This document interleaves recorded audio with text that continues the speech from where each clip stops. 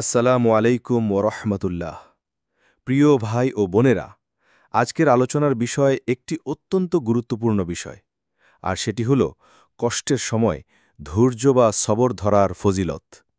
আমরা সবাই জীবনের কোনো না কোনো পর্যায়ে এমন কষ্টের মুখোমুখি হই যা আমাদের হৃদয়কে ভেঙে দেয়, মনকে ক্লান্ত করে ফেলে।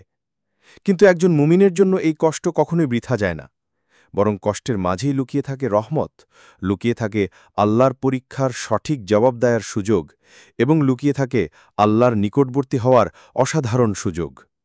মানুষ হিসেবে আমরা অনেক সময় মনে করি সুখী জীবনের স্বাভাবিক অবস্থা, কিন্তু সত্য হল দুনিয়ার জীবন কখনোই শুধু সুখের জন্য নয়।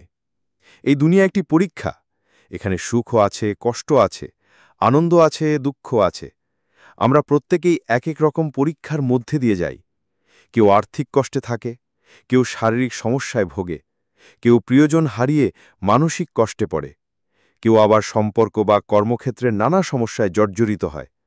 এই পরীক্ষার মুহূর্তগুলোতে আমরা অনেক সময় হতাশ হয়ে যাই, ভেঙে পড়ি, অভিযোগ করি কেন আল্লাহ আমাদের জীবনে এত কষ্ট দিলেন।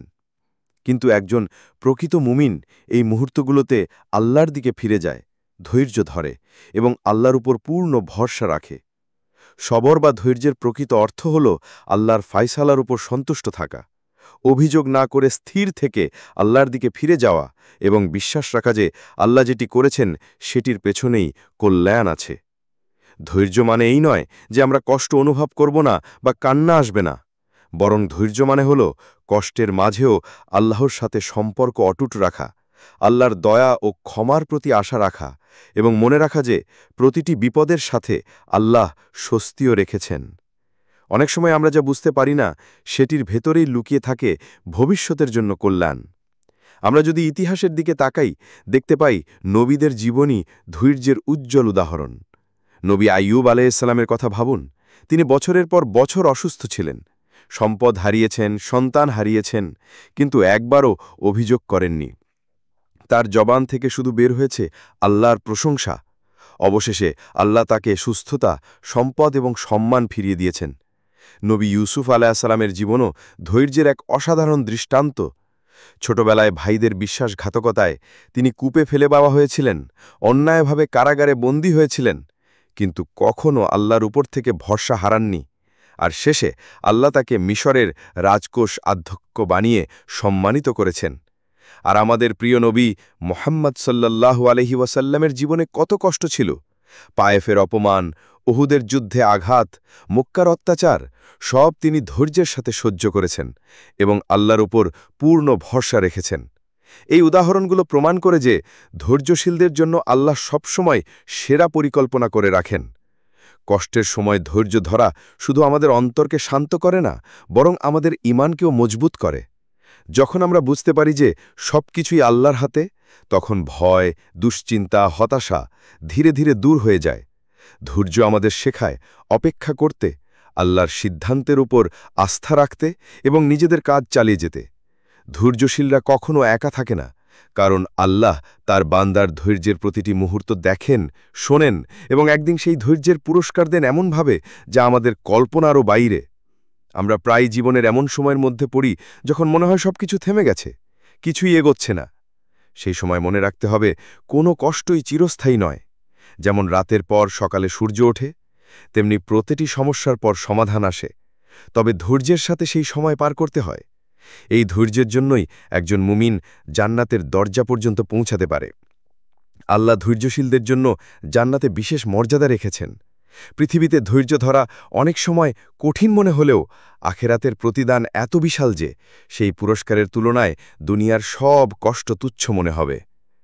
কষ্টের সময় আমাদের উচিত আল্লাহর দিকে ফিরে গিয়ে দোয়া করা, আল্লাহর সাথে একান্তে কথা বলা, নিজের মনের সব কষ্ট উজাড় করে বলা এবং তার সাহায্য চাওয়া। একা একা কান্না করা কোনো দুর্বলতা নয়, বরং আল্লাহর কাছে কাঁদা একজন মুমিনের শক্তির নিদর্শন। বেশি বেশি ইস্তেগফার পড়তে হবে, কারণ ইস্তেগফার আমাদের অন্তরকে নরম করে, মনকে শান্ত করে এবং বিপদ থেকে মুক্তি পাওয়ার পথ খুলে দেয়। একই সাথে কোরআন তেলাওয়াত আমাদের মনে শান্তি এনে দেয়, কারণ কোরআনের প্রতিটি আয়াতই অন্তরের অস্থিরতা দূর করে স্থিরতা এনে দেয়। ধৈর্য ধরে থাকার অভ্যেস গড়ে তুলতে হলে প্রতিদিন নিজের জীবনে কৃতজ্ঞতার অনুশীলন করতে হবে। সকালে ঘুম থেকে উঠে বলতে হবে, হে আল্লাহ, আমার যত কষ্টই থাকুক না কেন, আমি আপনার দেয়া নেয়ামতের জন্য কৃতজ্ঞ। কষ্টের সময় তাড়াহুড়া করে কোনো সিদ্ধান্ত না নিয়ে আল্লাহর কাছে সাহায্য চাইতে হবে, কারণ তাড়াহুড়া অনেক সময় আমাদের ক্ষতির দিকে ঠেলে দেয়। এমন মানুষের সাথে সময় কাটাতে হবে যারা আমাদের আল্লাহর কথা মনে করিয়ে দেয়, যারা আমাদেরকে সঠিক পথে থাকতে সাহায্য করে। সবচেয়ে গুরুত্বপূর্ণ হল কষ্টের মাঝেও অন্যদের সাহায্য করার চেষ্টা করা। আপনি দেখবেন অন্য কারো মুখে হাসি ফোটাতে পারলে আপনার নিজের কষ্ট অনেকটা হালকা হয়ে যায়। ধৈর্যশীল মানুষরা কখনো দুর্বল নয়। আসল শক্তি ধৈর্যশীল মানুষের ভেতরেই থাকে, কারণ তারা জানে দুনিয়ার কষ্ট সাময়িক, কিন্তু আখেরাতের প্রতিদান চিরস্থায়ী। তারা জানে আল্লাহ সব দেখছেন, সব শুনছেন, এবং আল্লাহর পরিকল্পনা সবসময় সেরা।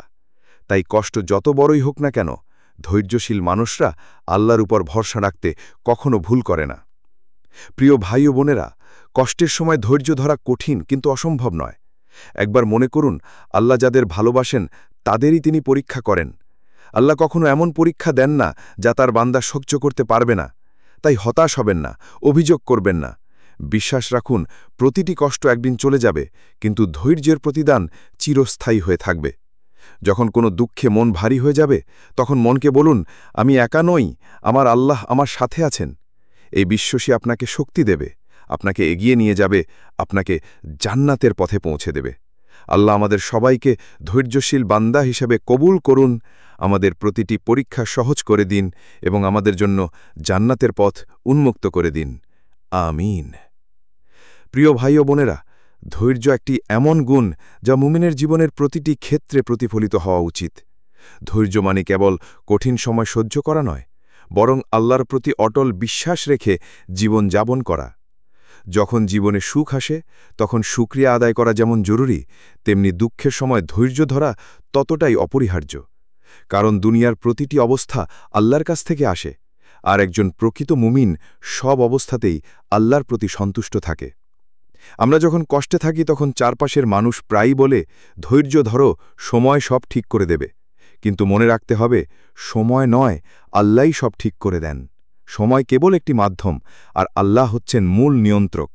তাই কষ্টের সময় শুধু সময়ের অপেক্ষা না করে আল্লাহর উপর ভরসা রাখতে হবে, আল্লাহর কাছে সাহায্য চাইতে হবে এবং বিশ্বাস রাখতে হবে যে তিনি আমাদের জন্য সেরা কিছুই লিখে রেখেছেন। ধৈর্য ধরার আরেকটা বড় উপকারিতা হল, এটি আমাদের অন্তরের শক্তি বৃদ্ধি করে। অনেক সময় দেখা যায় একের পর এক সমস্যায় আমরা ভেঙে পড়তে চাই, মনে হয় আর সহ্য করা যাচ্ছে না। কিন্তু যে ব্যক্তি আল্লাহর উপর ভরসা রেখে ধৈর্য ধরে থাকে, সে ভেতর থেকে শক্তিশালী হয়ে ওঠে। এই শক্তি তাকে সামনে এগিয়ে যেতে সাহায্য করে, কষ্টের মাঝেও শান্ত থাকতে শেখায় এবং তাকে অন্যদের জন্য উদাহরণ হিসেবে দাঁড় করায়। ধৈর্য আমাদের শিখিয়ে দেয় দুনিয়ার অস্থায়িত্বের কথা। এই দুনিয়া চিরস্থায়ী নয়, এখানে সুখও ক্ষণস্থায়ী, দুঃখ ক্ষণস্থায়ী। আজ যেটি কষ্ট মনে হচ্ছে, কয়েক মাস বা কয়েক বছর পর সেটি হয়তো একেবারেই ক্ষুদ্র মনে হবে। তাই কষ্টের সময় ধৈর্য ধরতে হবে এই বিশ্বাস নিয়ে যে দুনিয়ার প্রতিটি সমস্যা একদিন চলে যাবে, কিন্তু আল্লাহর দেওয়া পুরস্কার চিরকাল থেকে যাবে। কষ্টের সময় ধৈর্য ধরতে গিয়ে অনেকেই মনে করেন, আমি এত দোয়া করি, এত নামাজ পড়ি, তারপরেও আমার সমস্যা কেন দূর হচ্ছে না? প্রিয় ভাই ও বোনেরা, মনে রাখবেন, আল্লাহ কখনো কোনো দোয়া ফেরত দেন না। হয়তো তিনি আপনার দোয়ার প্রতিদান দিচ্ছেন এমনভাবে যা আপনি এখন বুঝতে পারছেন না, অথবা এমন কিছু বিপদ থেকে আপনাকে বাঁচিয়ে দিচ্ছেন যা আপনি জানেন না। আবার অনেক সময় আল্লাহ দোয়ার উত্তর দেরিতে দেন, কারণ তিনি জানেন কোন সময়টি আপনার জন্য সবচেয়ে উপযুক্ত। আমরা যদি চারপাশের দিকে তাকাই, দেখব কত মানুষ কষ্টের মধ্যে থেকেও ধৈর্য ধরে আছে। তাদের দেখে মনে হয়, ওরা কেমন করে এত শক্ত থাকে? আসলে তাদের শক্তির মূল উৎস হল আল্লাহর ওপর পূর্ণ ভরসা। যে জানে আল্লাহই একমাত্র ভরসা, সে কখনো হতাশ হয় না, বরং কষ্টকে আল্লাহর কাছাকাছি যাওয়ার একটা মাধ্যম হিসেবে দেখে। ধৈর্যশীল মানুষরা দুনিয়ার ছোটখাটো কষ্টে ভেঙে পড়ে না, কারণ তারা জানে তাদের আসল ঠিকানা হলো জান্নাত, আর এই দুনিয়ার প্রতিটি পরীক্ষা সেখানে পৌঁছানোর পথকে সহজ করে দেয়। ধৈর্য চর্চা করা যায় ধীরে ধীরে, এটি একদিনে আসে না। প্রতিদিন ছোট ছোট বিষয়ও ধৈর্য অনুশীলন করতে হবে। যেমন কেউ রাস্তায় আপনাকে অপমান করল, তখন সাথে সাথে রাগ না করে শান্ত থাকা। কোনো কাজ দেরি হলে অভিযোগ না করে ধৈর্য ধরে অপেক্ষা করা। এসব ছোট ছোট অভ্যেস ধীরে ধীরে বড় কষ্টের সময় ধৈর্য ধরতে সাহায্য করে। কষ্টের সময় আল্লাহর সাথে সংযোগ দৃঢ় রাখা খুব জরুরি। দোয়া, কোরআন তেলাওয়াত, নামাজ, ইস্তেগফার এসবের মাধ্যমে অন্তরে শান্তি আসে। যারা আল্লাহর দিকে ফিরে যায় তাদের মনে শক্তি তৈরি হয়, আর যারা আল্লাহর দিক থেকে দূরে সরে যায় তাদের মনে শুধু অশান্তি আর হতাশা বাসা বাঁধে। তাই কষ্টের সময় নিয়মিত দোয়া করুন, আল্লাহর কাছে খুলে বলুন আপনার প্রতিটি কষ্টের কথা, এবং বিশ্বাস রাখুন যে আল্লাহ সব শোনেন, সব বোঝেন এবং সঠিক সময় আপনাকে সমাধান দেন। কষ্টের সময় ধৈর্য ধরলে শুধু ব্যক্তিগত উন্নতি নয়, সামাজিক পরিবর্তনও সম্ভব।